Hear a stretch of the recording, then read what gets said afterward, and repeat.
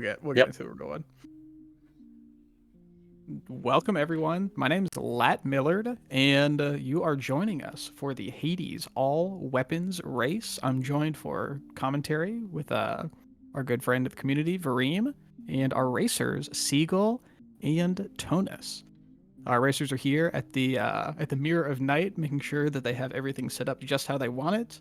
And as soon as they're ready, I think that they can head on over to the door and we will get this race started. I'm excited to see this. So if you're not familiar with all weapons, they're going to run through the game with each of the 6 main weapons that you get in Hades, and just try and beat the game 6 times as fast as they can, once with each. Are we ready? I'm ready. Sure. All right, Latt, you want to count us down? Yeah, I'll count us down. 3, 2, 1, go. All right, let's get to work. All right. Starting out with Nemesis Sword, a personal favorite of mine. You've got a bit of experience with that weapon, huh? Just a little bit. Ooh, one gets epic attack and one gets rare. It's about a 25 damage difference. It's not a big deal. Yeah, and we can see that both racers are starting with Doom attack, which is maybe not the most intuitive damage boon to start a sword run with. Yeah, definitely not, especially when you get that base crit. So the Nemesis aspect of the sword, when you use the special, gives you a buff that gives you crit chance on your attack, but it only applies to the base sword damage, right? So this Doom isn't actually going to get any crit from it, but what it is going to do is hopefully later in the run turn into one of the most powerful duo boons in the game, which is Merciful End. So that's what both runners will be aiming for. Absolutely. What a fantastic boon. And it appears, yeah, so Tounis was off to a bit of a quicker start. He got a Chaos Gate, which is a much faster room to move through. But cgull is actually in a Chaos Gate of his own, so they are about neck and neck here. Well, no, actually, Tounis, he also went through a fountain and is a couple chambers ahead. Tounis said a really nice Meg there, using the summon, the companion summon there on the mini boss to hit both and get their armor off. Really clean. Yeah, the twin bombers is usually one of the tougher summons to get. So hopefully we can see some more. Oh, here comes cgull attempting it. Gets it too. Perfect.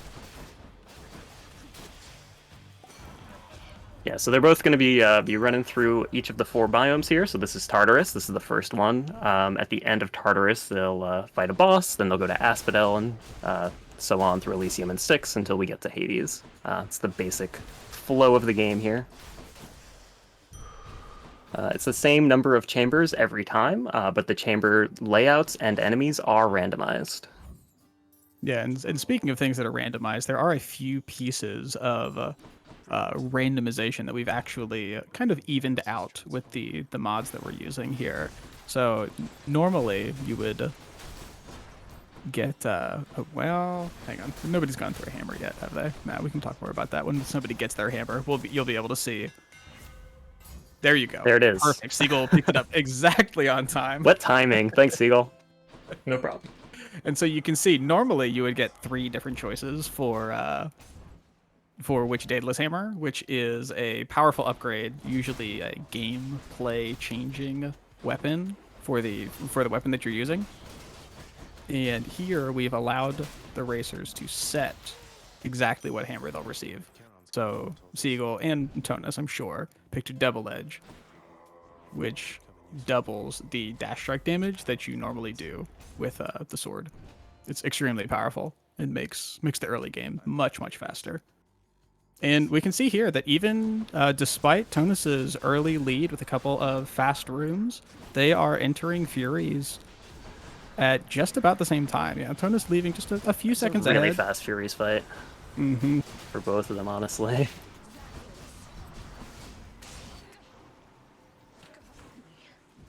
Yeah, so what's interesting there is we actually, it looks like we both got the Meg fight, I think.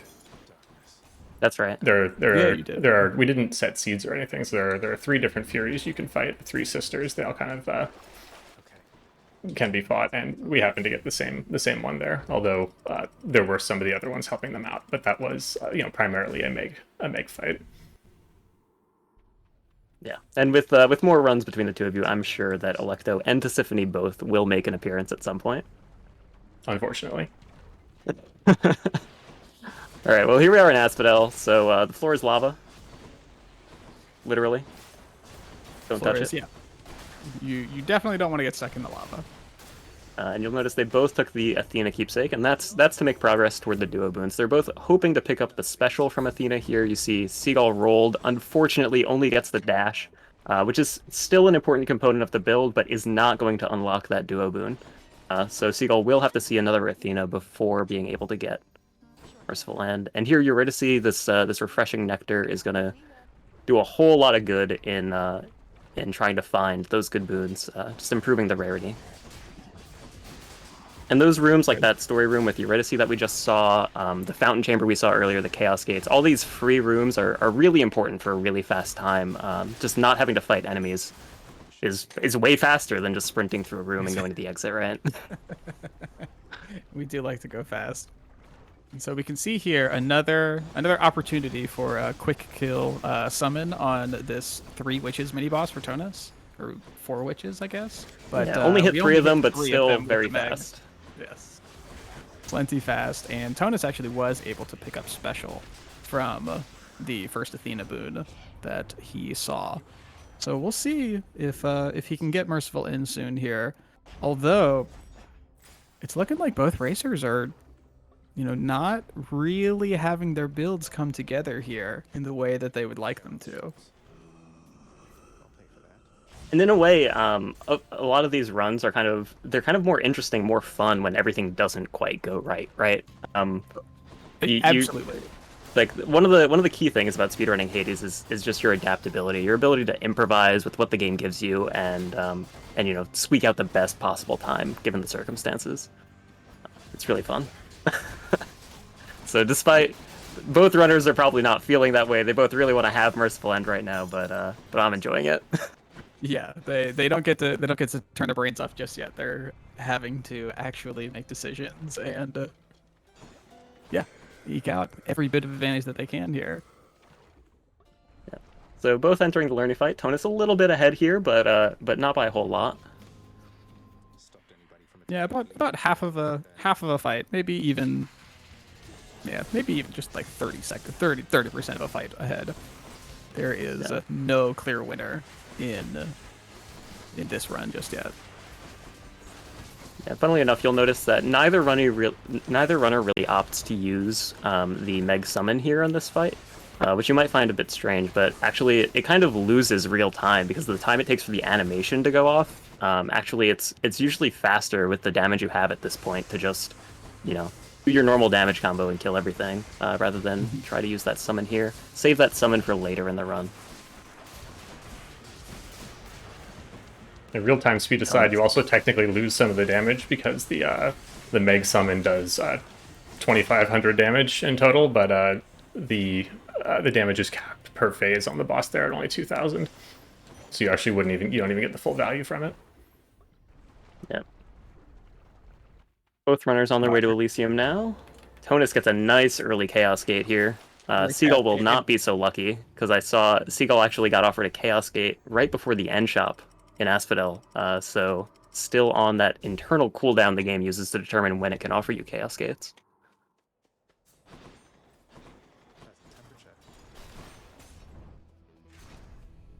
Cgull picking up a palm here. I didn't see what room this is for Tounis, but lots of chariots, so it's pretty nice. Chariots are really fast enemies. Yeah, in each room in Hades, depending on how far you are into a biome, there's essentially a level cap, would you call it, on how many or the difficulty rating, that enemies can spawn in. And the deeper you are into a biome, the higher the difficulty rating of a room is, and so it will continue to spawn enemies until you reach that difficulty rating. So when you get an enemy like an armored chariot or any chariot at all, they have a much higher point value, essentially. So you're going to see less enemies in a room, which makes it go much faster. we'll see if we can point out if any of the racers get the hallowed armored witch, which is an enemy that is extremely easy to take care of, but takes up a massive point value compared to their time to kill. And we really, really like to see armored witches in late Elysium. But you can really see the runner's skill at work here with the sword, just deftly avoiding like all of these attacks, taking barely any damage, and just clearing their way through the runes so quickly. Look how fast that butterfly ball died. It's so much fun to watch. So Tounis has dash now, but still missing Emmy. Can we get it here? Oh no, not quite. no. Dire misfortune. All out of free rolls too. Yeah, so whatever boon he gets offered, that's what he has to live with. And yeah, neither racer has managed to put together Asphodel and Lernie. Okay, we'll have even assuming neither of us do, we'll have another chance on the fist weapon later to try it out. True. That's true. Oh, here we go. Now, Special for the thing Seagull. that Tounis has going on is I saw he kind of glossed over really quickly, but he picked up a boon from Hermes called Rush Delivery. Oh no. And that Rush Delivery boon is helping him deal a whole lot of extra global damage. So what Rush Delivery does is it takes some percentage of your movement speed and transfers it into attack damage. And Global damage, to be clear. Excuse me. Global damage. And I Why is believe that he also all? picked the boon Hyper Sprint. Did he? It's kind of tough to tell. Do you have Hyper Sprint, Tounis? Yeah. You have Hyper Delivery? Yeah, perfect. So what Hyper Sprint does is it gives you plus 100% movement speed. So because the combination Hyper Sprint and Rush Delivery in this case means that he just gets an extra 50% global damage to all of his attacks, which is extremely powerful. Yeah, it's one of the powerful. strongest boon combinations in the entire game, and it's available on every single build. So you'll see runners pushing for it in basically every run. You never don't want it. There we go. And so Tounis finally is able to find Merciful End after, honestly, I think like 4 different looks at it by the time it was eligible. So that should help him move through these Styx tunnels while he looks for the Satyr sack to feed to our dog Cerberus. Yep. And speaking of the sack, one of the helpful mods that the runners are using today is a sack control mod that makes it so it's always a 2-sack, and they can't get the tiny vermin mini boss, which cuts out a lot of the RNG time loss that you can find toward the end of a run in Hades, just to make for a fairer race. Exactly. The fare that it gets allows us to really show off the player skill involved here. That's all for today's show. Not now. And when Vorime says a 2-sack, what that actually means is there are 5 different tunnels in the River Styx that we can go down, and the Satyr sack, or the end of Styx, will always be down the second path, no matter which tunnel they choose. And we can see here, Seagull also moving into Styx. Yeah, it looks like Rush Delivery did allow. Oh, and there he goes. Wow, Yes.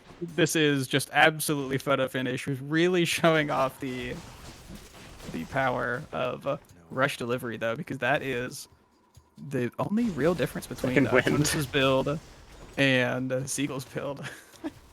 Second Wind is actually really cute here. So the boon that Tounis just picked up gives you move speed and dodge chance when you use your call, and that move speed will apply for Rush Delivery, so it's just even more global damage, scaling that Doom proc. Not yet. And we can see here, Tounis is moving into the final portion of the run as Seagull is finishing up his first Styx pad. Yeah, they both got the Dire Snake Stone as well there. Mm-hmm. Dire Snake Stone, yeah, much less scary on the modded game. When you walk into that arena, Yeah. it's the exact same arena that Tiny Vermin or Tony Vermin would end up using. And in this case, we don't have to have a small heart attack before the mini boss actually spawns in. Yeah, and the reason that mid boss, we choose to avoid it in the race scenario is that it's like a cute, like funny thing in that it's like, oh, this tiny rat that has like a ton of HP and does a lot of damage, and it's like a fun fight to do, and it's a great surprise when you come across it in the game.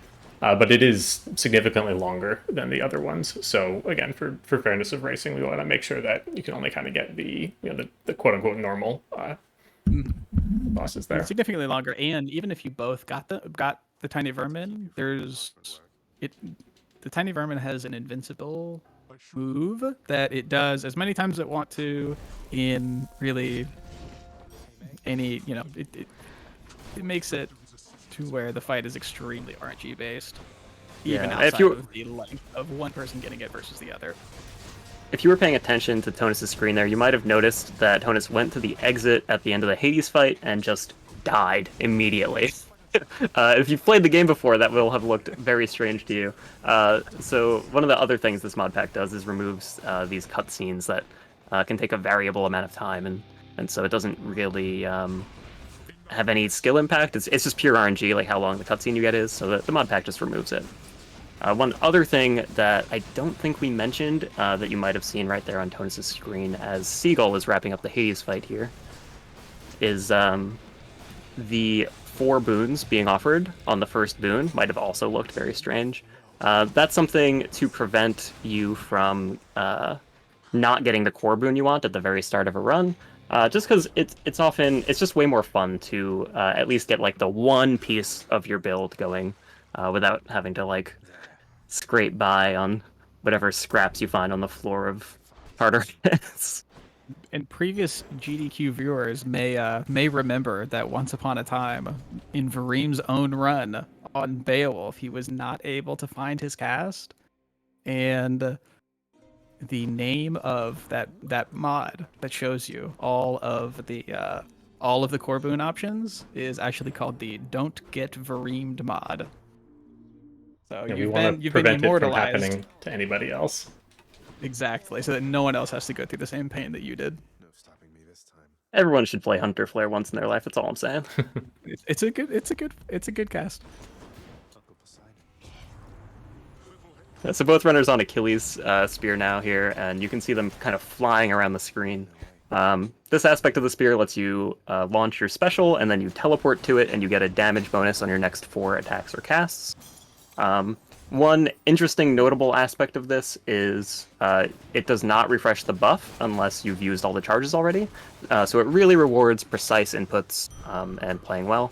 Of course, they also both are going for the Flurry Jab hammer here with their guaranteed first hammer from the mod. So they're going to be doing a lot of dash strikes, just pumping out tons of damage and flying all over the screen.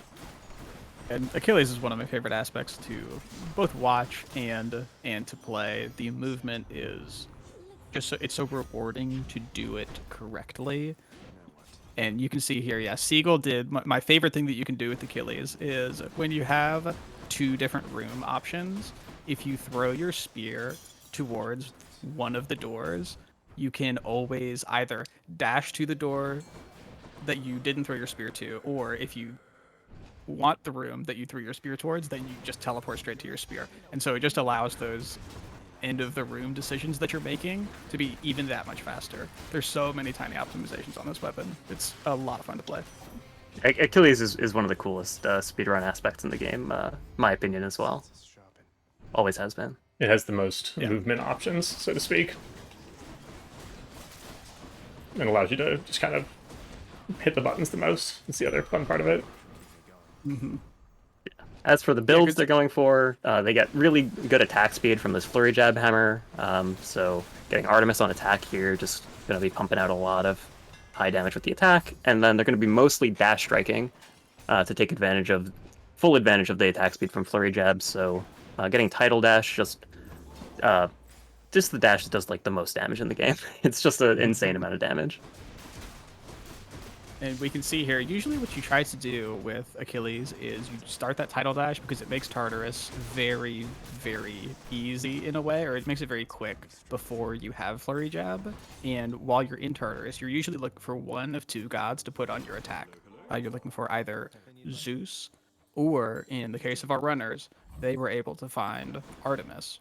It's no use. And the Artemis attack goes fantastic because it adds crit chance to your attack, and the Achilles buff already gives you, is it plus 150% damage to your attack?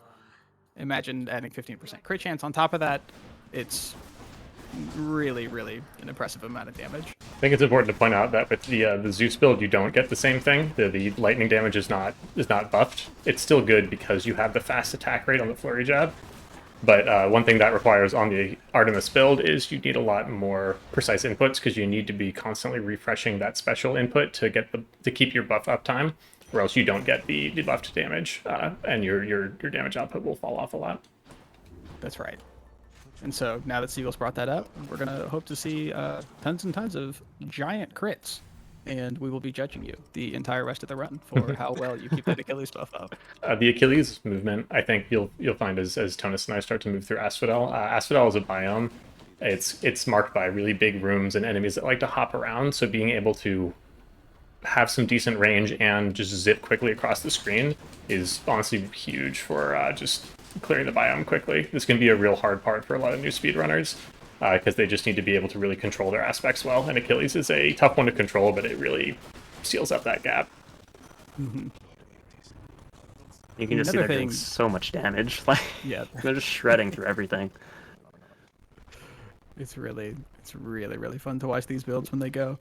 Yeah, Chaos Boon just evolved for Tounis. I think that was purple attack, so just even more just huge damage coming in.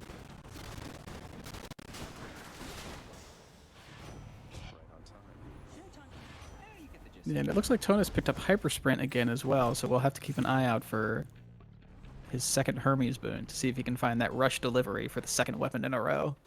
Yeah. Don't spend it all in one place. Hunting blades, Seagull. let's go. Yes. Oh. So this build is actually the specific what you do to the build after getting your flurry jab and your Artemis attack. This is something that I actually learned from watching Tounis.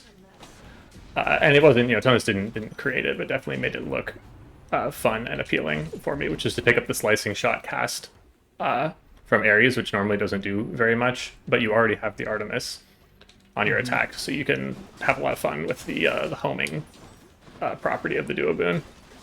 Yeah, and that's one of the things, because one of the places that Achilles actually can struggle is in boss damage, because you have this... Good enough to eat. You have to be able to keep the attack buff up, and sometimes that can become troublesome when you have just this one single target that won't die. You don't need to move from one enemy to the next, to the next, to the next, where you just kind of almost accidentally have the Achilles buff up. And Hunting Blades really helps with boss damage, because that cast will just stick right on top of them and do a ton of damage. And I mean, you can see it here. This cast just is homing straight for all of these skeletons. Ooh, rush delivery. Speaking of rush delivery, My turn.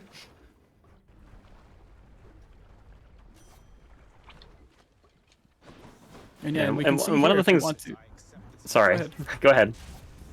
So yeah, what I was going to say is that Seagull is entering Lernie right about the time that Tounis is entering Elysium.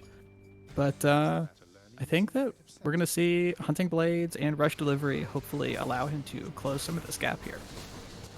And 6 weapons is a long time, so even though it looks like Tounis has a bit of a lead now, I wouldn't count out Seagull in any way. There's a lot of things that can change over these 6 weapons. Definitely. What I just wanted to point out is, so you see a lot about like how we put builds together, how we do everything to optimize our damage, but also some of the more speedrun aspects. Besides the theory, like in the gameplay itself, you'll often see them moving through the room in a way to force the enemies to spawn closer to the exits or group the enemies together. And there's a lot of like really skill-intensive stuff going on in each one of these combats. So if you really like focus on the combat a little while here, you could really appreciate the skill of both these runners, who are both really incredible at this category. Absolutely. And that's one of the things I was thinking about that when I was watching the move through Asphodel. They're all very comfortable with one, how to manipulate the spawns, but also in these rooms they know where a lot of the spawn locations are, and so you'll see them pathing their way through a room towards where the enemies are most likely to spawn next. It's a really, really underappreciated or sometimes difficult to see even portion of the game unless you've played a whole lot of it. Yeah, I think I just saw the saddest Chaos Boon take of all time right there. Yeah, it wasn't a lot of good stuff for me there. We ended up taking the Chaos Boon is going to evolve into Boon Rarity, I believe. Mm-hmm. The curse was move speed, so our rush delivery bonus is basically negated. Oh no. Just big sad.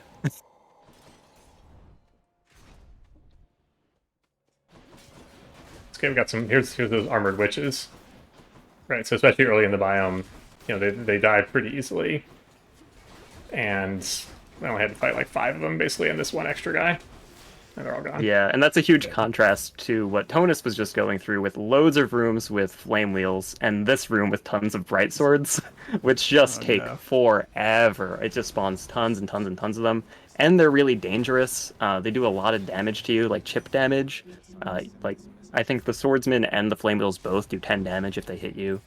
They do, and the swordsmen have another issue, which is that they're one of the only enemies that can't be hit stunned in the game. So basically every other enemy, if you hit them with an attack, they're not going to be able to do an attack. For whatever reason, bright swords, they can just continue doing their attack. So if you're standing next to one, even if you're in the middle of attacking it, sometimes it'll just swing that sword and bop you for 10 damage, which, it doesn't seem like any of these players are really dying or using their death defiances that they get in the run. However, maintaining a maximum level of health is really important for them because they are using one of the mirror options called... What is that one called? High confidence. High confidence, that's right. Yeah, so it's high confidence, which anytime you have over 70% max health or 75% max health, you get a damage bonus from that. So they are really, really trying to keep up that max health. So any chip damage is pretty significant, or not significant, but it is a DPS loss.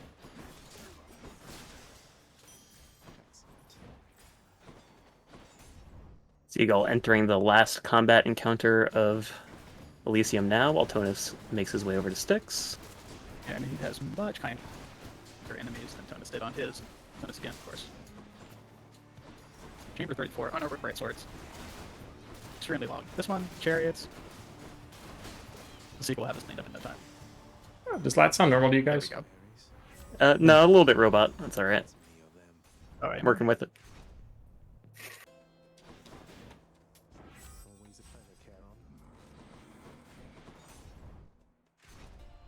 Ooh, was that Mirage Shot you just That was picked up, Mirage Seagull? Shot, and I also got Vicious Cycle in a previous room, so we're fully stacked on the Blade Rifts right now.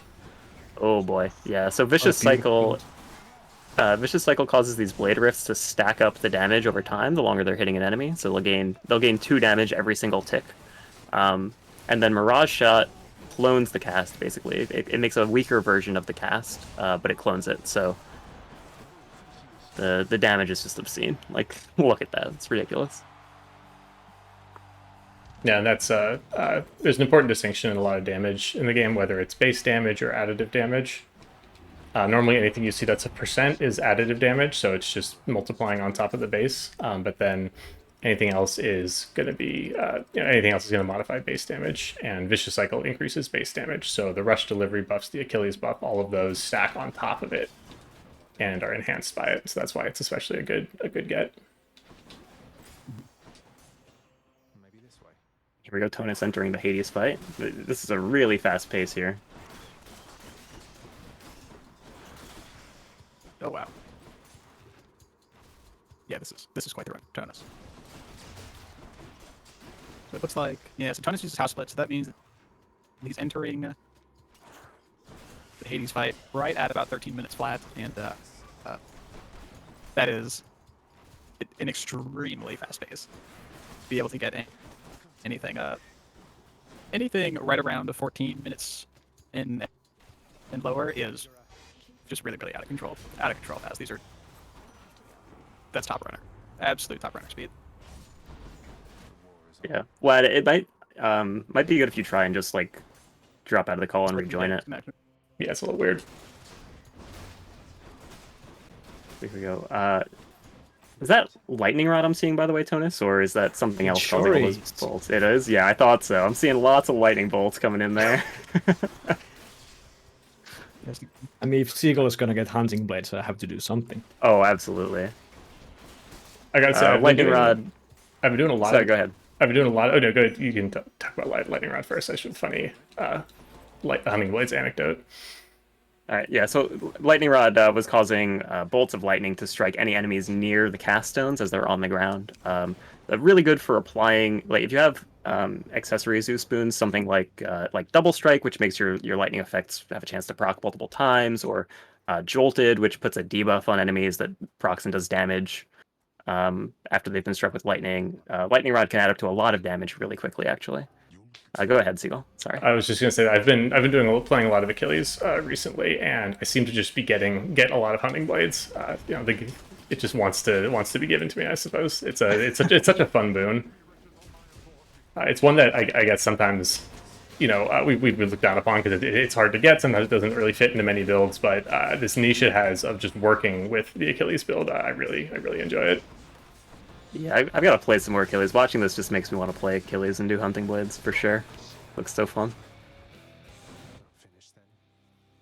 It's Yeah. So Tounis is moving on here to Beowulf. This is the classic. It loads the cast into the shield, and then when you do the bull rush move, all the casts pop out and that you've loaded pop out and explode, dealing a big circle of damage around you. You can see these big blue waves. Kind of splashing everything. And the objective with Beowulf here is to get a very specific duo boon Mirage Shot, which you saw Seagull get on that Hunting Blades run just now. The difference on Beowulf and why it's so important is on Beowulf, it's bugged. It just does 100% damage instead of 30%. So it's just literally twice as much damage. So I like they're to both think going of to it be as a looking feature. to find Artemis. I like to think of it as Yeah. a feature, given that Sorry. how much I enjoy Beowulf. at this point there's no more bug report ability in the game, so all aspects of the game are features, no longer bugs anymore. Very true. I'm not asking about for it them to fix this bug, that's for sure. Yeah, you're still a little robotic, by the way. Okay, bring it up. Yeah, at all, but, you might have noticed. You might have noticed if you were watching Tounis there. Something I don't remember if we touched on it yet, so I'm going to touch on it now. Which is that door on the left had a blue shimmer on it, which you might not know if you've played Hades before. This is part of the mod pack. It just lets people know when there's a fountain room. So there's just a visual indicator that a fountain room is there. Again, just to make things fair, just to make it so that there's a conscious choice being made by the player whether they want to take the fountain room or take a different option.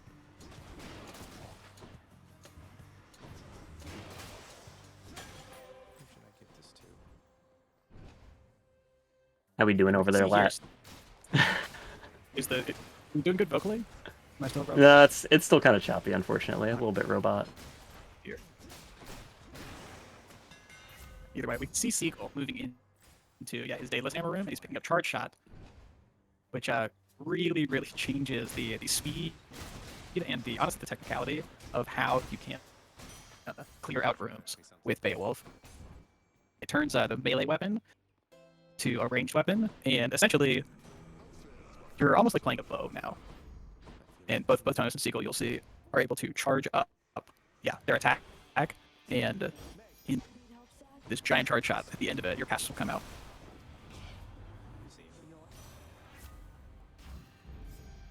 Yes, Yeah, and Seagull here, the perfect boon from Demeter, rare crop. So it takes some number of his boons, and it changes them to common, but in return, over the course of the several rooms, those will be upgraded in rarity until they reach max rarity, which is the heroic.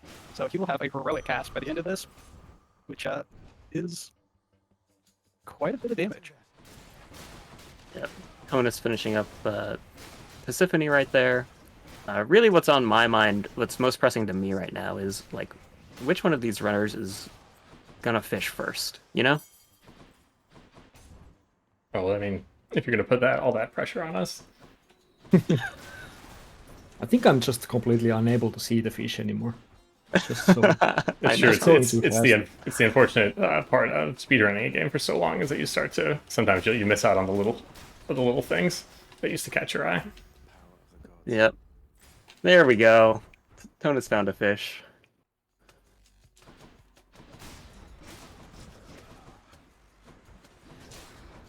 Ooh, it's the longest perfect catch. catch. Nice. Either. That's one thing I like a lot about Hades is just like how much kind of charm it has with like a lot of little touches. Like everyone always talks about the just sheer amount of dialogue that it has, which is very, very definitely very true. And there's also things like little fishing mini games and stuff. It all just feels very organic in the game world. I think some of that might be due to the long and involved early access development the game had. I think that allowed them to really kind of iteratively add a lot of small stuff with the with the help of the community and everything.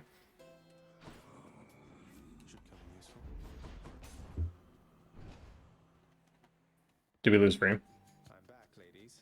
No, I'm just kind of Okay, sitting never here mind. You're like good. in awe of the damage. This Beowulf damage. It never gets old. Yeah, it was always kind of known as like the fastest shield, but I think definitely in the last few months it's really picked up steam as kind of going toe to toe with the Eris rail as the best aspect in the game for going fast. Yeah, and I think a lot of Yeah. that had to do with us looking inside of the game and realizing that our shot just doesn't do what it says on the tin.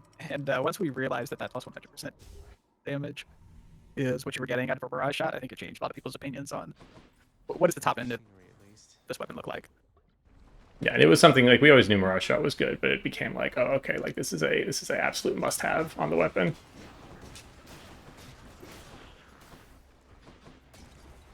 Yeah, and that's the main reason why this this Poseidon cast is what was chosen. This flood shot. It has one of the largest radiuses for the AoE explosion out of any of the options for Beowulf, and also happens to work as a prerequisite for Mirage Shot, so it just perfectly fits into that build. Yeah, because a lot of times there are duo boons, which are boons where you need a boon from each god to be eligible for it. That you would want, but it's too inconvenient to really pick up all the boons you might need. But Mirage Shot fits nicely into the Beowulf archetype.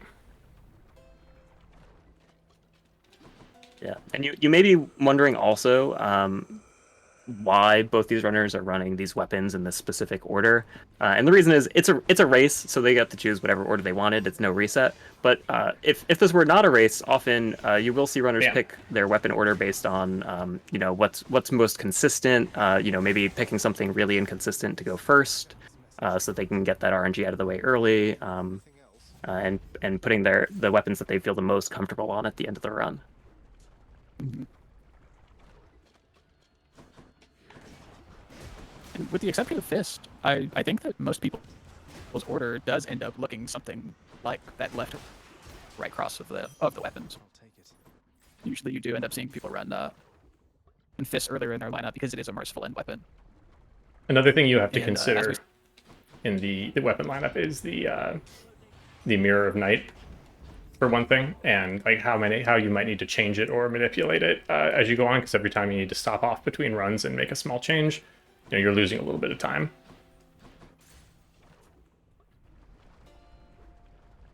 Yep. And now cgull entering Lernie here. Tounis just leaving the mid biome, so this race is getting tight again. Did Tounis pick up Mirage Shot as well? Nope. Oh no. I will right here. 3 rerolls and a yarn, so you certainly hope so.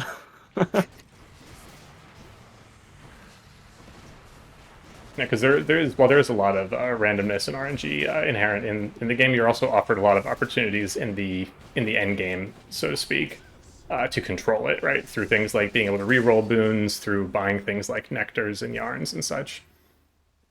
So it's much more manageable than it seems when you're first starting the game and just trying to even find Mirage Shot for the first time. We get to the point where we can do it reliably. keepsakes make a huge difference as well. A lot of people, I think at least I personally kind of dismiss the god keepsakes at the toward the beginning of my casual playthrough of the game, because why do I care? I'll just take whatever the game is giving me and try and make something out of it, and use some of these other things that actually give me power, right? Like the bone hourglass that Seagull just equipped, that makes it so you get more duration on well items you buy. But it turns out being able to somewhat force specific builds is obviously incredibly powerful. Duh. Yeah, I think in my casual playthrough, I never even knew what a build was. I don't think it was until I actually started speedrunning the game that I tried to do a specific thing. And I had things that I thought were funny, but nothing even close to what some of these Yeah. speedrunners. It's funny. I went back recently because the game keeps a nice tidy record of all of your runs, ever since you first started it. And I checked. I was like, what was my build? What did I use to first get my first win? Right. That's a really important moment in every Hades player's career. And it was, as it turns out, it ended up being the basically the Eris rail, the Zeus attack on the rail build. I completely lucked into one of the the strongest meta builds. What were your hammers? I don't remember. It definitely was not the super overpowered combination, but it was just something. A lot of people's first clears are something that lets you do some damage from a distance and stay safe. Yeah, I was my I was definitely in that category. I believe my first clear was with Chiron and Athena Call. I think they're a very company with many people who play Hades. Chiron, I think, has led to a lot of first clears. I think mine was some sort of Zag Spear special build. I remember specialing a lot and thinking, this doesn't feel like it's doing very much damage at all, but I'm not losing. Definitely could not even conceive of the amount of damage that builds like this do. Enemies basically just die as soon as they spawn. It's pretty ridiculous. Yeah, the only thing I don't really have right now is a rush delivery or some big percentage on the cast, because I've got the level 8 heroic, I have Mirage Shot, I have a braid, a cat from the well, which gives you 50% on your cast damage. There's a lot of damage coming out shooting out right now. It's almost like I'm not even using a shield.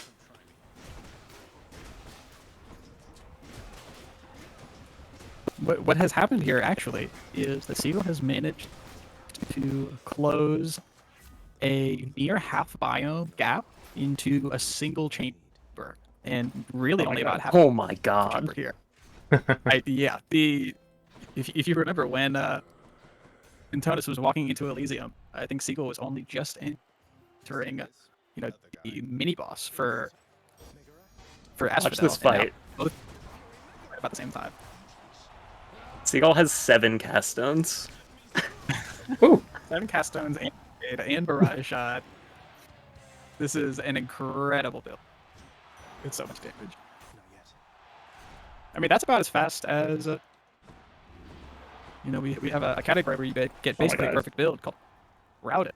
I mean, that's routed level damage there. I got another one. I have 8 stones now, by the way.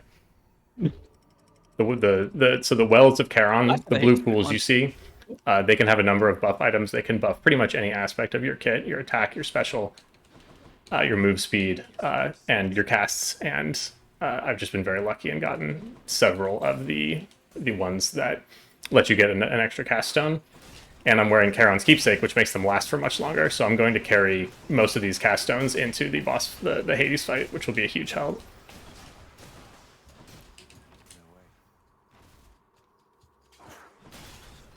Yeah, and this is actually this is a very technical aspect to play. Actually, there's a lot of inputs going on here, because you really want to start each of these bull rushes they're doing.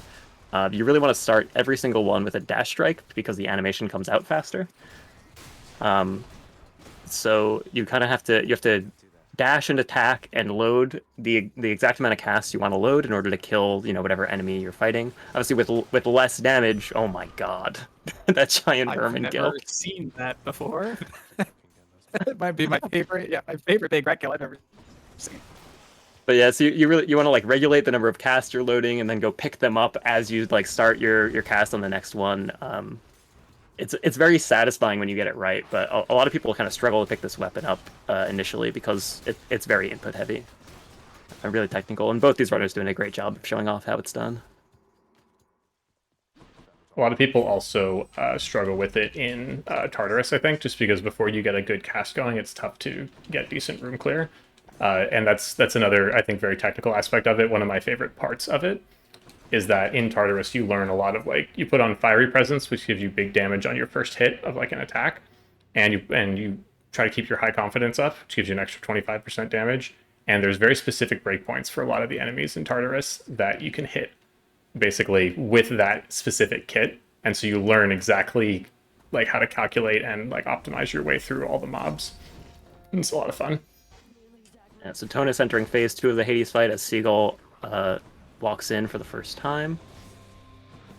These phases are gonna instantly pop. Oh, lost him. Oh, the darkness just before the phase. So one of the things that can happen in the Hades fight is Hades can choose the move Darkness, where he kind of stealths and teleports away. And when he does that, he's actually invincible. So it's kind of very unfortunate when that happens. You really want to get as few Darknesses as possible, which usually means just trying to hit specific damage breakpoints so that you can phase Hades in one go. That was a very fast Hades fight. Easy. Yeah, no, that is the most cast stones I think I've ever had in a final boss fight. kind of just in awe. I wish you could see my face right now. I look disgusted. It was so much damage. Now Tounis is getting the next run started with Hera. So this is a very similar to how Beowulf just played. You're gonna load the cast stones into the attack and then shoot them. The difference is it's a bow, so it starts out ranged. You don't need that charge shot hammer, but it doesn't have that mirage shot bug. So people tend to use crush shot here, this Aphrodite cast, both because it has really high base damage. It's got a nice little like AoE, almost a cone. I don't know how to call it. It's like a rectangle hitbox. And the cast stones are very cooperative. They kind of drop exactly where you shoot it. A lot of the casts will kind of continue after you shoot them and can kind of trail off into the end of rooms. Then you have to chase them down. Whereas this Aphrodite cast is really nice and clean. Both runners getting a Chaos Gate here as well.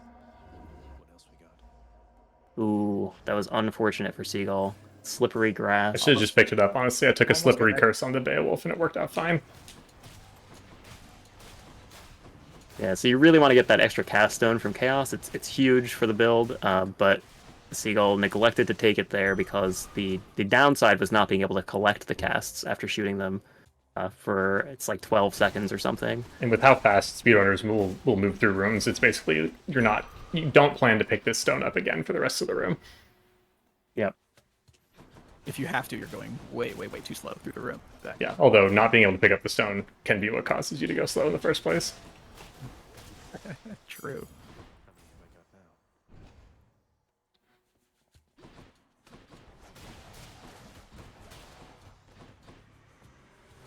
It's definitely ironic almost how Crush Shot, which as a normal cast has the least range, becomes the perfect ranged cast on the Hera bow.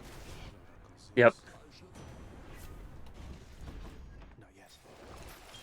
Opting for lightning reflexes there, huh?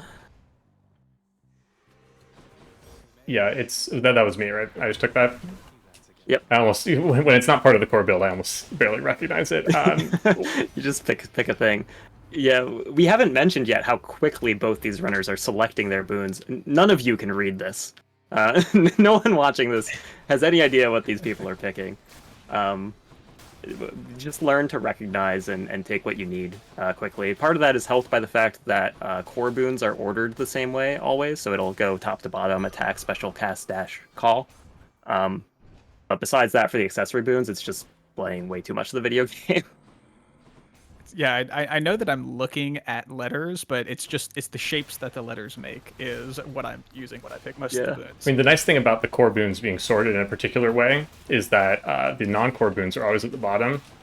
So if I pick up a god I know I don't want, or at least don't want a core boon from, I can just automatically autopilot and start scrolling down, and I'm already on the boon I'm going to pick by the time I see it and know which one to pick. Right, because I know I don't want a core boon, so I can just start paging down already. My weapon's hidden talents. And speaking of picking up non-core boons, Siegel was able to find essentially the entire build in Tartarus. So he has his Crush Shot from Aphrodite, and he was able to pick up from that Demeter mini boss that he got, which is Snowburst. And Snowburst and your cast and some palms is oftentimes the only thing that you need. when I'm you're missing playing, one of those, though. No palms yet. Nope. Yeah, that's true. That we are a little bit low on palms here. Yeah, and both runners, by the way, for their hammer opted for a triple shot here. Just if you're point blanking with triple shot, it's just literally 3 times attack damage. It's just incredibly good. So, so both runners opting for triple shot. There's definitely some people in the community that like some other hammers. Bow hammers are, I guess, kind of unique among the weapons in that there's a lot of options that are good. A lot of the weapons in the game have hammers for speed running that are just like terrible. You never want them. Whereas for bow, like for the most part, you're kind of fine with any of them. Yeah, I think that for Hera, you end up with people largely in 2 camps. So you have the people that like triple shot, and then you have the people that like flurry shot. I don't know that either of them are 100% right or 100% wrong, but if you're not 100% in one camp or the other, that's the only bad opinion to have about flurry shot versus triple shot. And here we have two players who are extremely in the camp of triple shot is the best hammer. Well, I don't mind flurry shot. It's just that flurry shot is a little like driving a runaway train, in that you gotta like really. I don't even know if you can drive a runaway train, but you gotta really know what you're doing and be able to control it, because you're just kind of without control, you're just kind of shooting casts off. Whereas this is at least like a consistent way to build damage with the triple shot. I don't know how Tounis feels about that. Must be something I can use. No, he doesn't care. He's coming off. I was too concentrated, to be sorry. honest. Yeah, Tounis came out of a Chaos Gate where Tounis picked up some cast damage into a Witch's mini-boss with yet another beautiful Meg hitting all the witches and clearing it, but Tounis is very low on HP right now, is trying... Ooh, there it goes, trying not to lose that Death Defiance, because it does lose you a few seconds of real time waiting for Zagreus to respawn.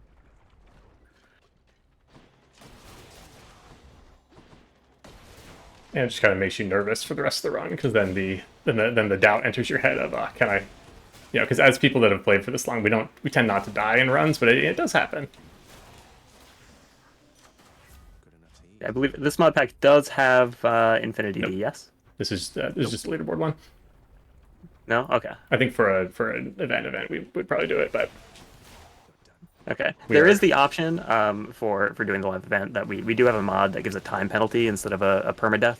I'm sure Seal will probably mention that somewhere besides just hearing it here, but yeah. Just so that the race isn't instantly over if a runner does happen to die. yeah, it's one of the things that we've had a lot of mods and adjustments develop that really don't alter like the core of the game, but were made specifically to enhance like competitive speedrunning and racing, especially because we've actually have a pretty big racing scene in the game with like we've had tournaments for going on since well into pre-release all the way to today. Both runners in Lernie at the same time here. This is a very close race. What now?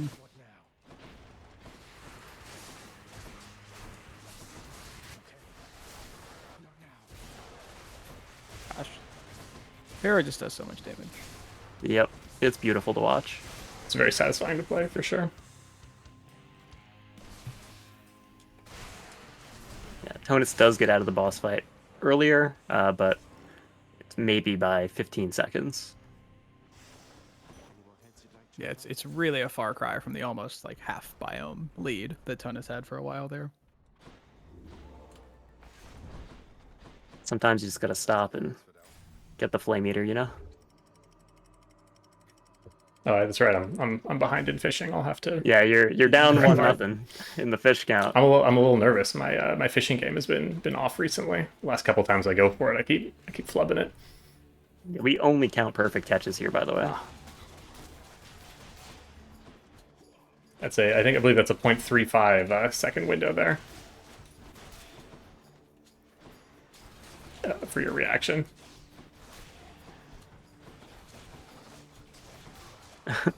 Both runners in the bridge room. This is one of the most hated tiles in Hades for speedrunners. It's very easy for you to get enemies that kind of spawn on both sides of this big room here. You'll see both. They'll kind of hang toward the bottom of the screen just to make sure they all spawn on the same side so that you can AoE them down and get between them easily. When you have to like cross the bridge back and forth, this room takes forever. Yeah, any amount of backtracking is really a speedrunner's worst nightmare.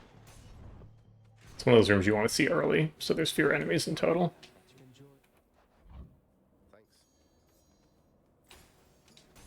Beetle getting Patroclus here is actually quite big. The Cyclops Turkey Select buff that he picked up gives 60% attack damage for 10 chambers, and with triple shot, that 60% attack damage is a lot of damage, especially with the Artemis there providing crit chance. So that's going to make the boss damage quite a bit better.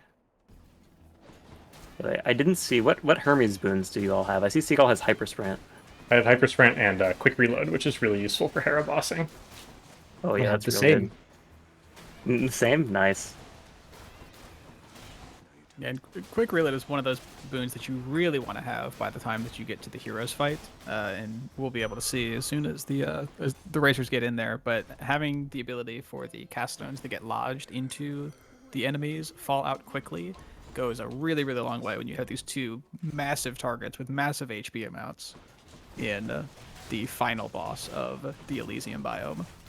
To highlight that Yeah, even further, I had I had Hyper Sprint, which means I was eligible for a big rush delivery bonus going into the second Hermes boon I picked up, and I had plenty of rerolls to attempt to get it, and I just take Quick Reload as soon as I see it because it's guaranteed value in those boss fights.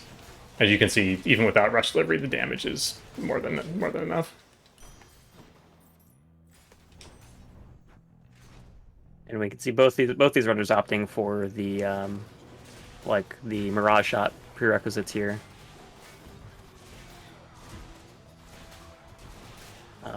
It's definitely one version of the build. Yeah, I'd say the different flavors are like going Snowburst, getting Parting Shot, and Mirage Shot, probably. The Parting Shot's definitely a lot tougher to make good use of. Delicious. Yeah, and part of that is just the janky hitbox on Crush Shot. It's kind of hard to get backstabs with. Should help keep me going. And there is Mirage Shot. There you go, Mirage Shot. So now Seagull has really kind of married both of the Hera builds together. He has Snowburst and he has Mirage Shot. So it's hard to ask for more, especially knowing that he willingly chose not to take a shot at rush delivery so that he could get quick reload here in this fight.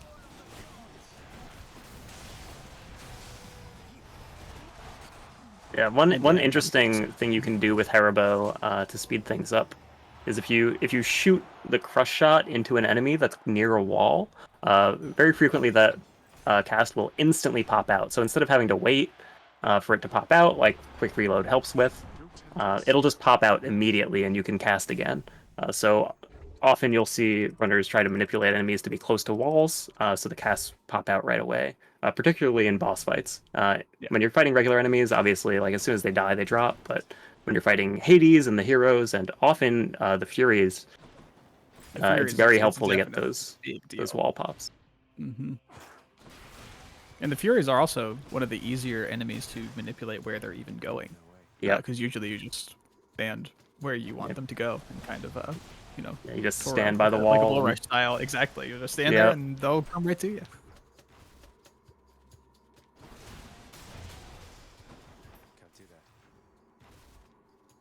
And here, yeah, we can see both runners just making short work of Styx. These chambers, you know, when you're just starting out, can be truly terrifying, and the speedrunners just kind of waltz through like it's no big deal at all. Seagull trying to pick up one final palm to see if he can get a little bit more damage before the Hades fight, as Tounis enters the Hades fight himself. You know, one of the first things when I was first playing, when I got into Styx, was I was just struck immediately by how much tankier the enemies are. Like if each biome kind of has a theme for the enemies, and I feel that they do. I think Styx's theme is basically DPS checking you. They've got the things that are taking big chunky bites out of you, or things that are poisoning you, and you're basically racing to kill them before the poison wears you down. And they've all got huge HP pools. Yeah, I think I died to poison at least a couple of times before I understood what those wells on the walls were actually for. And it turns out they turned the poison off. Yeah, the poison is a thing that is universally complained about, I think, in Hades. Doesn't matter what kind of player you are. You're a high heat player, you're a casual player, you're picking the game up for the first time, you've been speedrunning it for months. Everyone hates poison.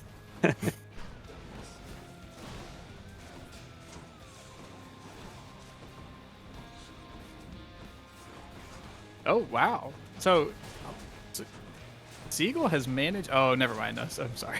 Tounis was it's a actually phase. already in phase 2. Okay, so he was still a full phase ahead of him. I know, was just if you looking blink, at health you bar miss it. totals, and I said, hang on. Yeah, it's a lot of very easy to miss a phase when they're dealing this much damage. Beautiful positioning there by Seagull, getting the insta-pops out of the wall there.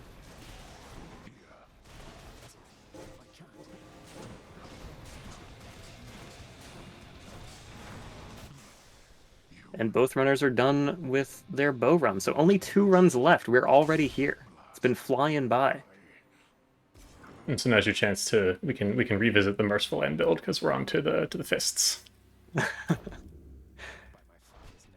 well, since we already know kind of what goes into Merciful End, I guess the one thing that we neglected to touch on as much last time, I believe, is Impending Doom, which is an extra tier 2 Ares boon that gives percentage damage increase to your Doom, but makes it take longer to pop. With Merciful End, since you're instantly proccing that Doom damage, the downside is completely negated, and so it's just a big DPS increase.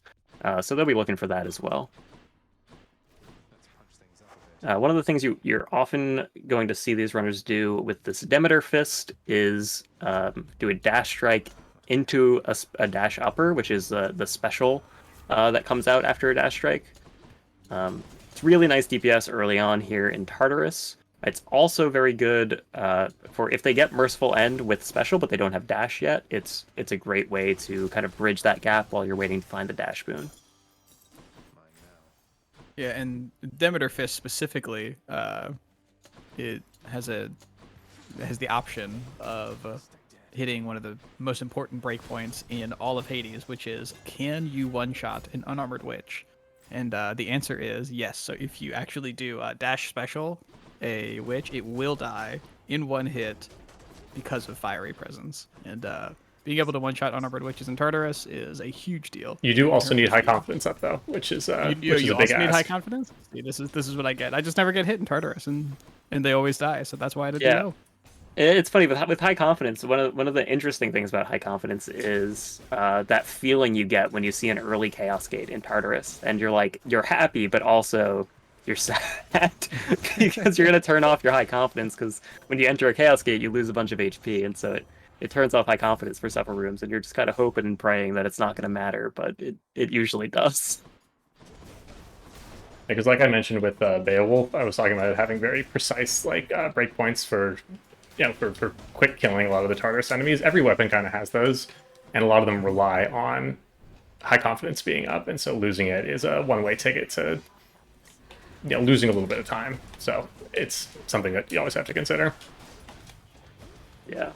One thing we haven't spoken about with Demeter Fist yet is what does the Demeter aspect actually add? And the answer is a ton of damage. After you hit 12 times with your attack, you get a special charged upper, and your next special hits 5 times, or 5 extra times, right? 5 times total, I believe.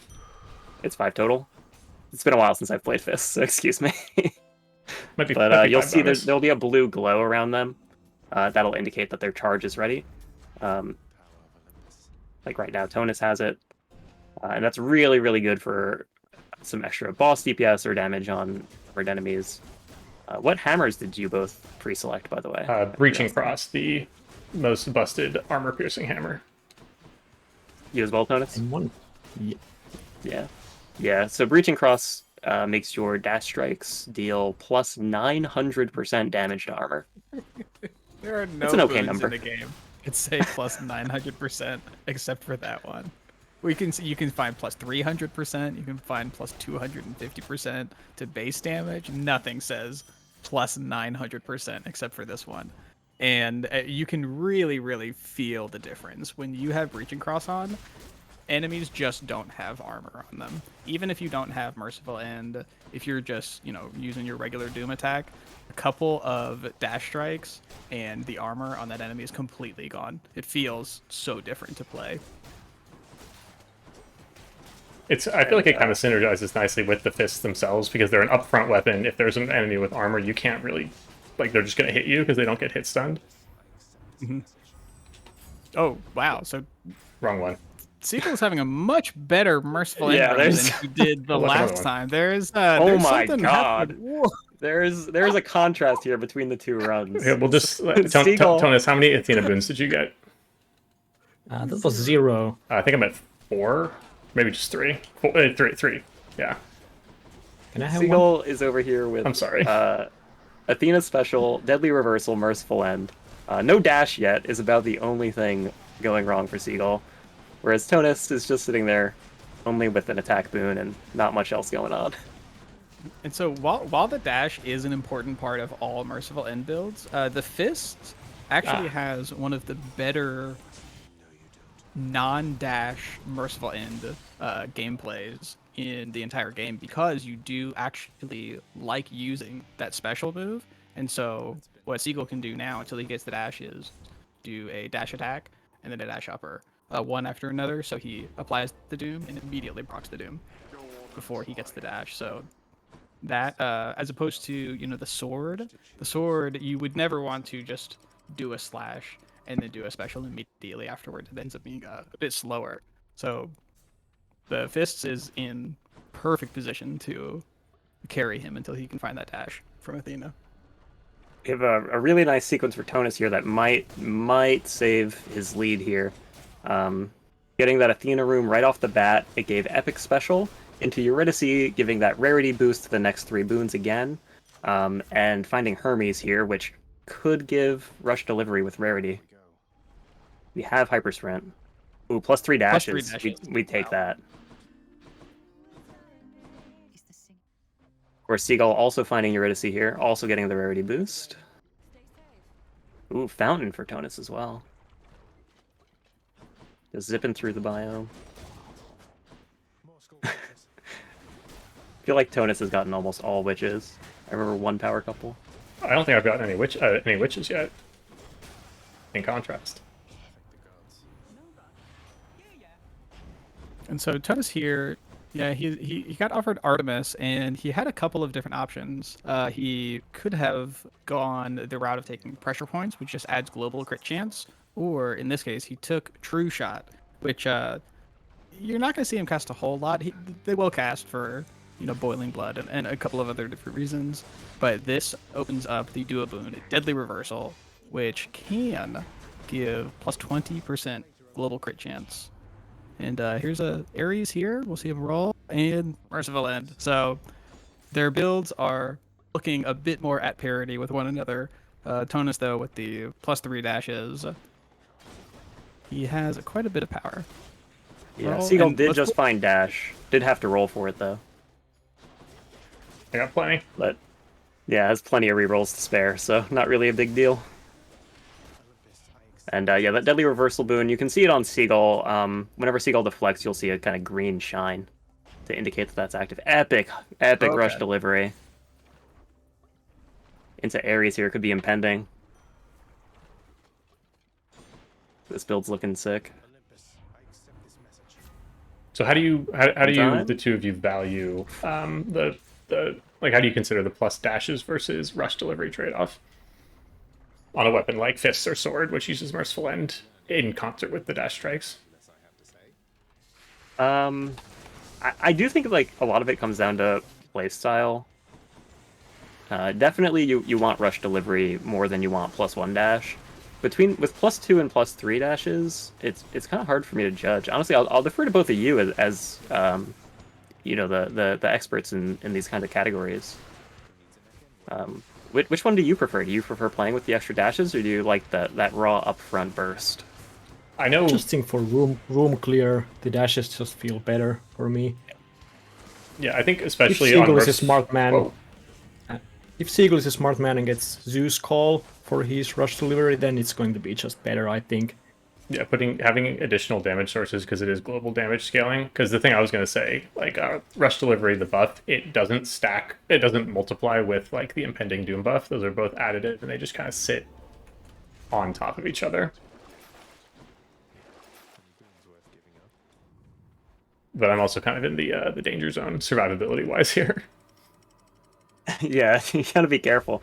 The fists are alongside Achilles' spear definitely the most dangerous aspect that you'll play in all weapons.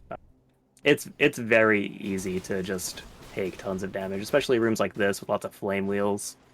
It's because you have to play up close and personal. There's no escaping it. And at least he does have Divine Dash now. Losing one Death Defiance to Lernie, the Lernie tax as it was, is not an uncommon thing. But yeah, I think the earlier death before having Divine Dash is definitely coming back to haunt him now. A bit of a sad moment there for Tounis, getting offered Athena across from Patroclus. Taking Patroclus and getting rewarded because the mini-boss has the Athena here. Tounis really hoping to get that dash. And he's actually 100%, or well, I guess not quite 100% because replacements exist, but because Yeah, as the dash cgull was his saw. only, because the dash was his only unfilled core boon. The boons, you know, anytime you pick up a god reward, the game does want to give you a core boon, so it's always going to offer you a core boon with a small chance of it being a replacement of a different core boon that you already have. So he was quite likely to see dash there, thankfully, which is something that oftentimes you'll see people use to their advantage, actually filling core slots to make it easier to get the boons that they want from their god keepsakes. Yeah, and another like stark contrast here between the two is their keepsake choice coming into Elysium. So cgull, obviously a little scared with no defiances, taking the acorn here just to make that hero's fight at the end of the biome a little safer, and picking up a fish here. Will it be perfect? There we go. It was. Perfect catch. Nice. And the game knew I was trying to speedrun, and it gave me it in one. It was the first bite was Yeah, was for first bob. catching. Optimal. Game's looking out for me. Oh god, what was I saying? I was saying, oh, keepsakes. I got it. So Seagull's got this acorn here. That's gonna negate some hits from the boss fight. It'll negate 5 hits during the hero's encounter here. Whereas Tounis opted for the Hades keepsake, which we've seen before in this run. And what the Hades keepsake does, it gives you 100% global damage for 1.5 seconds after you use it, as well as making you invincible and invulnerable till your first attack after you use it. One of the side things that it does that the description won't tell you is it also makes enemies repeat their last move when you press it. And so one of the big benefits to taking Hades Call in speedruns is during the Hades fight at the end of the run, that darkness move I was talking about earlier, you can actually delay it by making Hades repeat a move that isn't darkness. And so you'll often see some of these really fast runs using the Hades keepsake going into that final biome Styx. You'll often see people take a hit from a Hades swing and then activate their Hades call so that they don't instant darkness, and then take another 40 damage Hades swing from Yeah. him repeating the same attack. No one said it was a I've been there safe many, strategy, many just a times. fast one.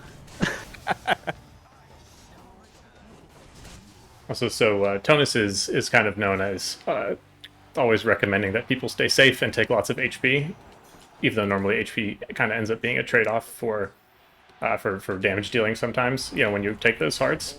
Tounis, I hope you're proud of me. I entered Elysium with 1 DD and 85 max HP. I'm leaving with 190 and 3 DDs. I'm safe. That's how you do it. I was very So scared, safe. and now I'm very safe. So safe that cgull was able to swap that keepsake for the Hades one to have it for this final fight.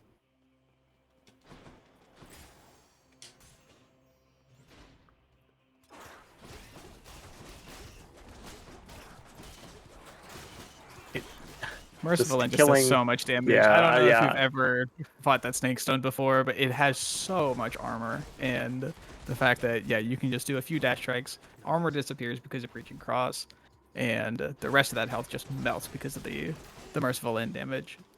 Yeah, I was just sitting there admiring that Snakestone kill as well. It's nice when you get to kill it before Demeter charged up or is even charged. And here, but we'll get to see another one with Seagull side. Yep.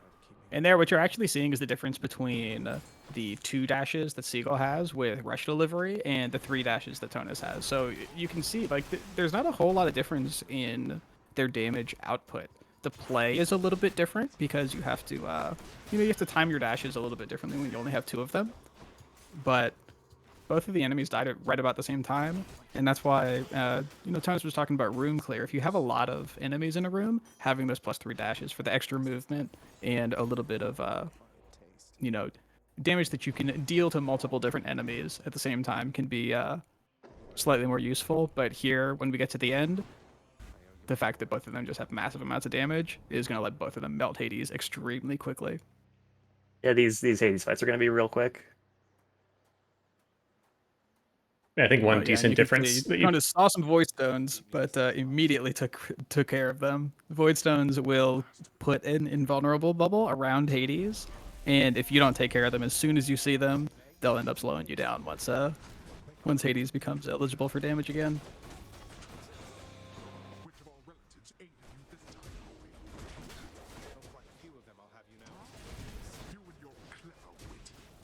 Yeah, there was actually briefly a a fun bug in Hades with the Demeter dash upper that actually allowed it to proc Merciful End multiple times. So every time the special hit, it would proc the Doom. So you could get ridiculous, like 3,000 Doom procs off of one charged upper. They fixed it very quickly, but it was pretty good while it lasted.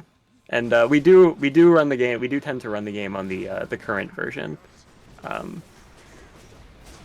just because there's no real official way to down patch, and also it's more inclusive of console runners.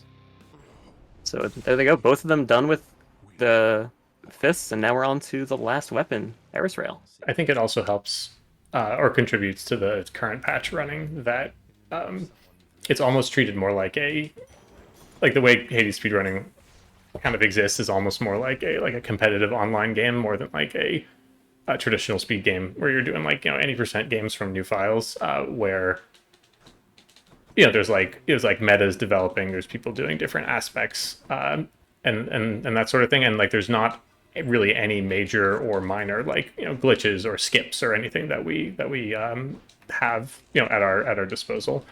So it ends up being a little more like just playing the game fast rather than really picking it apart and finding all the minutia that lets you break it in some ways.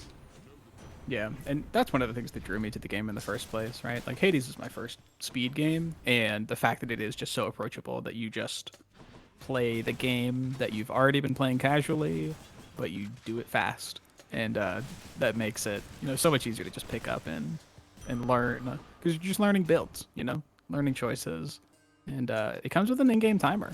We're not necessarily using an in-game timer, but it tells you exactly how fast you went at the end of the run. It's a perfect first speed game. Yeah, the most popular category on speedrun.com for Hades is the any heat category, which is just a single run. It uses in-game time, so it's very it's very accessible. You don't have to be moving through the menus and the boon selections as fast as we are. So it's a lot of people's first speed game. It was my first speed game. I believe, Tounis, it was yours as well.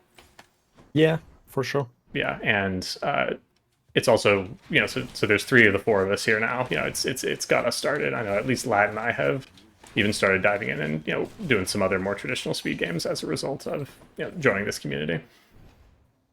Yeah, and I guess now's a really good time to shout out our incredible community. Just such an awesome, supportive, talented group of people. This is the loveliest community I've ever been a part of. So if you're interested in Hades speedrunning, come hang out. Enough about that. pretty Let's good. talk about Eris Rail. Oh, Yes. Oh, baby. Epic Jolted. Into And natural Poseidon. Hang on a second. Yeah, I skipped. I'm skipping now the shop. Seagull's just playing around. Yeah, so he skipped the mid shop, which is traditionally a much faster room, but this is Don't do it. for he skipped it so that he get a okay. Poseidon. Okay. And okay, yeah, he almost got extremely punished.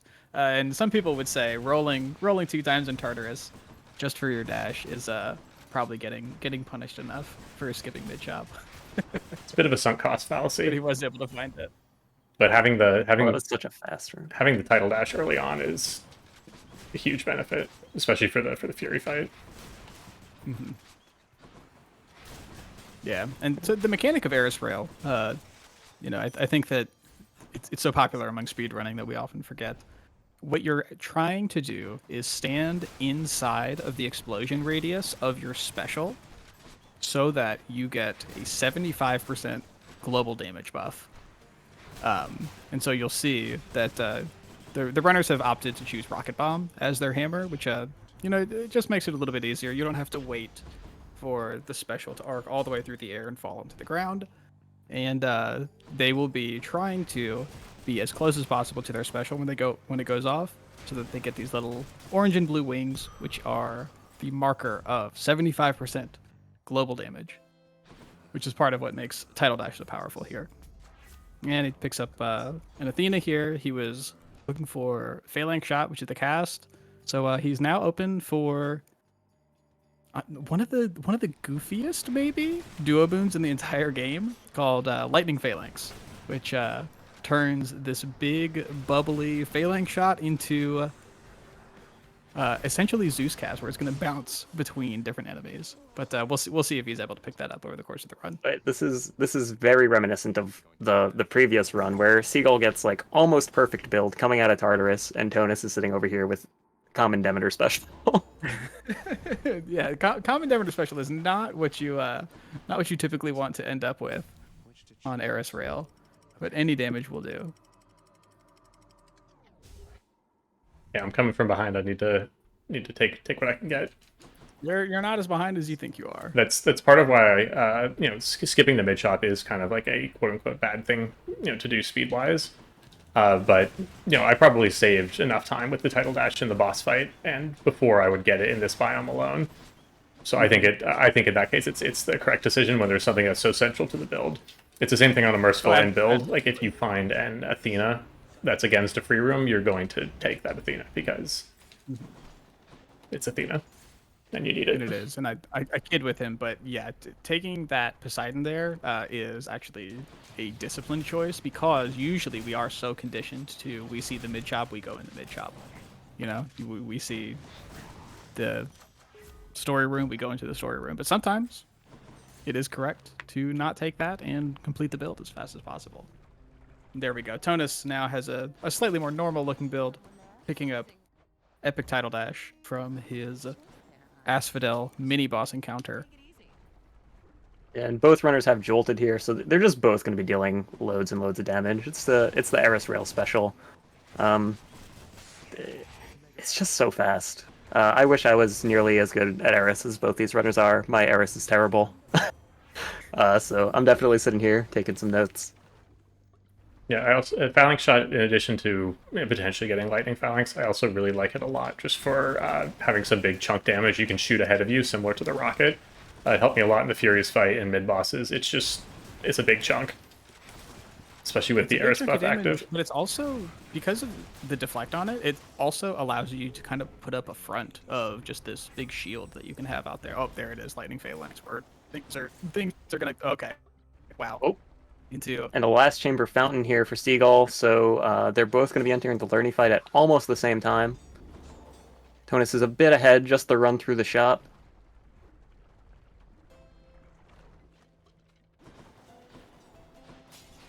And one thing that's really important to Eris Rail gameplay, and also was important on the Achilles Spear gameplay, is this the precision with your dashes. Just making sure that all these dashes are dealing damage. It can look a lot like they're just spamming away, but it's really important to get the placement right and make sure you're getting every bit of damage out of these dashes. I think Tounis has plus dashes again, and I'm going for rush delivery Yes. again. Yeah, plus dashes is huge on Eris here. such a good learning fight. Yeah. Both really just moving perfectly through all the different heads. Yeah, and this is a hell of a pace for both runners here. Around a 15-minute average per run. Very, very, very good.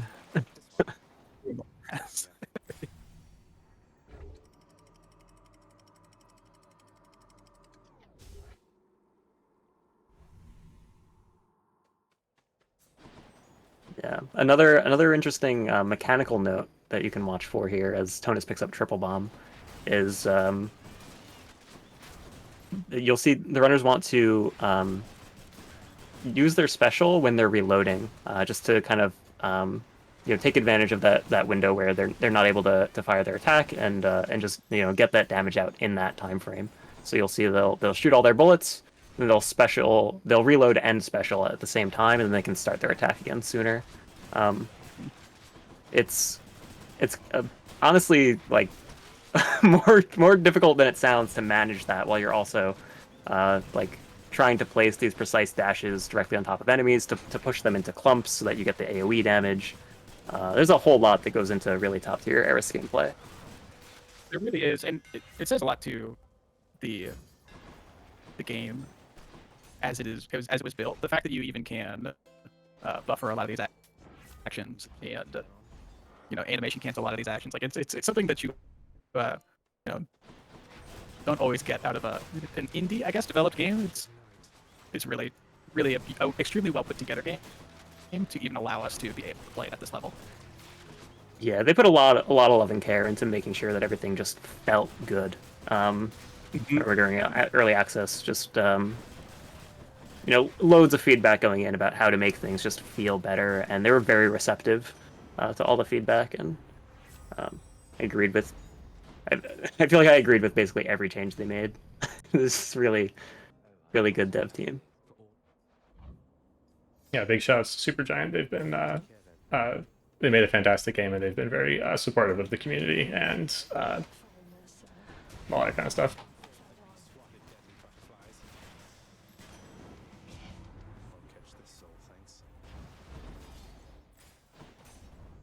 So both runners in Chamber 33 here. This is neck and neck. Seagull has a bit of a worse Chamber 33 with the bridge room.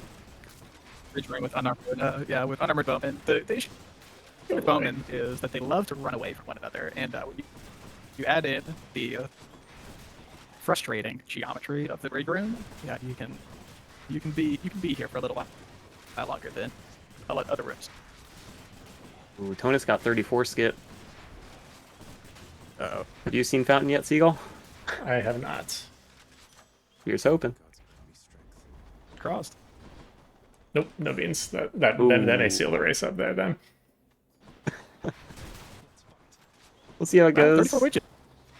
This is Yeah, exact armored witches in Chamber 34. If you have to play, Yeah. if you don't get a premium in the chamber, this is pretty much what you want to see.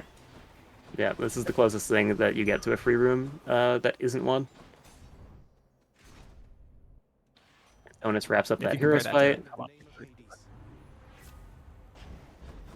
Ooh, the sad +1 dash. Yeah. Better than nothing. Definitely. You'll see there's a lot of focus on these Hermes boons. It's just such a high power level. Getting extra dashes is just it's basically base damage, right? It's just adding, you know, you get more dashes in on your dash cooldown. So it's kind of multiplicative in that way, and then rush delivery is just huge global damage. So there's a lot of importance placed on getting the right Hermes boon in these runs. And one other thing people forget sometimes, I Yeah. think, is that you know, plus dashes and hyper sprint, they make you go faster. And even in rooms where there's no combat, if you're measuring in real time, going faster is, you know, it's faster. Wise words from Seagull. Hoping, Faster is faster. hoping to see an anvil here. Ooh. See if we Yeah, can have can a we little get fun. a cluster rockets? I don't know if it would be enough Love to to see catch cluster. up, but it would certainly help. It'll be entertaining. It's That's Hermes. what we're all here Well, for. I don't know. Notice the snake fight is taking about it as long as it would have taken if it had been the tiny vermin in midway. So perhaps you will have an opportunity to catch up here. I don't know, full tunnel behind's pretty rough, but we'll keep at it. It's no use. It's just absolute chaos with the the +3 dashes on Tounis' side. You can't see anything through the particle. Yeah, Poseidon boons are really helpful in the Styx biome because they produce knockback, and there's enemies get damaged when they run into walls, basically. And there's something extra that some people don't know, which is that in the as you move up in biomes, the damage incurred on an enemy from slamming into a wall goes up. And so you actually get almost 5 times the wall slam value in Styx as you do in Tartarus, which makes sense because the enemies have more health, but the rooms being so small as well, it makes it a very effective strategy. You just bounce them all like pinballs. Yeah, and Breaking Wave helps a ton with that. The Poseidon boon that makes it so that when enemies slam into a wall, they do a burst of AoE damage and then kind of get knocked back again. And you can kind of just pinball that and do ridiculous AoE damage, basically one-shot a room with a single dash. But yeah, here we go. Seagull's entering the final Hades fight. Tounis is about halfway done here. Halfway.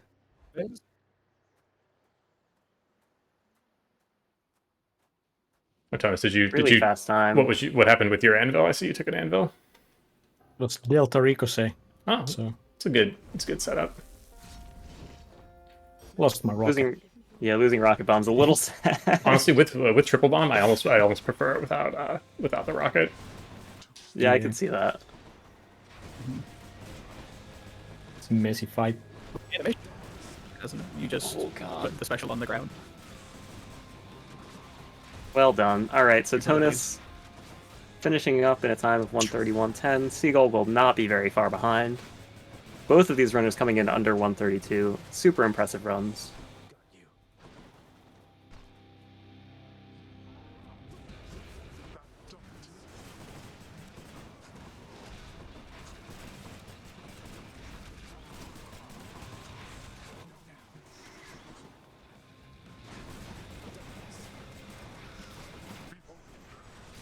Oops. So what happened there is I have too much speed. I have like almost like 3 times speed with all the boons I have combined. There it is, GG. A little bit of drama at the end there. Congratulations to both of the runners. That was so much fun. I don't know. I just really like Hades as a game. It's a beautiful racing game because there is so much back and forth. And I think in this case, Tounis ended up coming out a little bit. I think I little definitely bit ahead. closed the gap though. We ended up there was I think I saw at one point there was about a minute and a half, 2 minute gap, and we can see here it closed at 41 seconds, which isn't too far apart at all.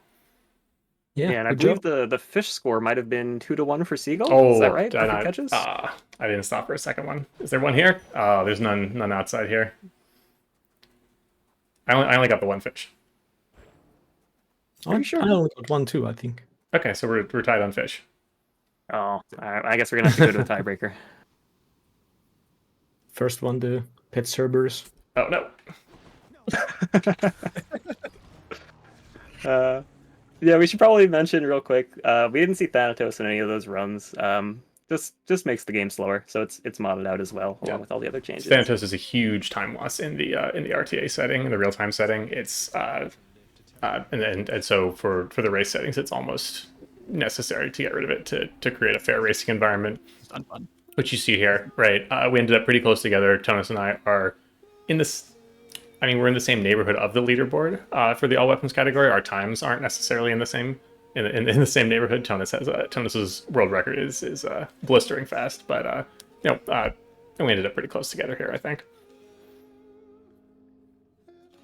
But yeah, that's our all weapons race. Hope you enjoyed it and hope to be able to show it off sometime soon.